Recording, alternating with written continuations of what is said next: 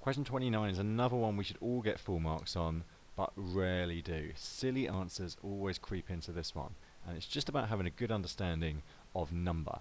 Now we're told that 322 times 48 is equal to 15,456.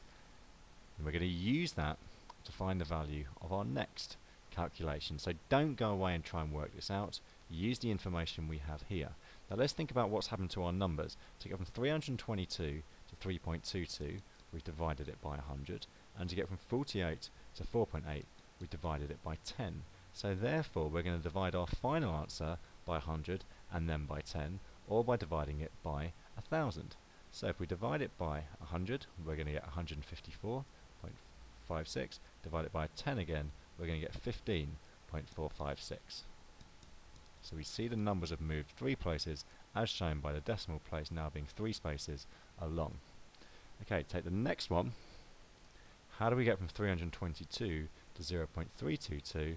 Well, this time we've divided that by 1000. How do we get from 48 to 0.48? Well, we've divided that by 100. So in our final answer we have to divide it by 1000 and then divide it by 100. Dividing it by 1000 will be at 15.456. Now divide by 100, and so we get 0.15456. Now, if 322 times 48 is 15,456, then we can say 15,456 divided by 48 is equal to 322.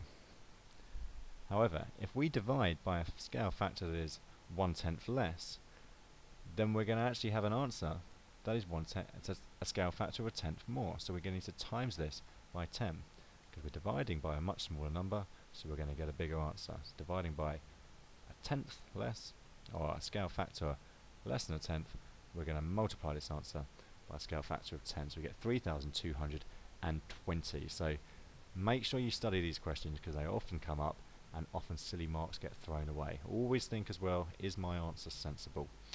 Hopefully it is. Let's carry on.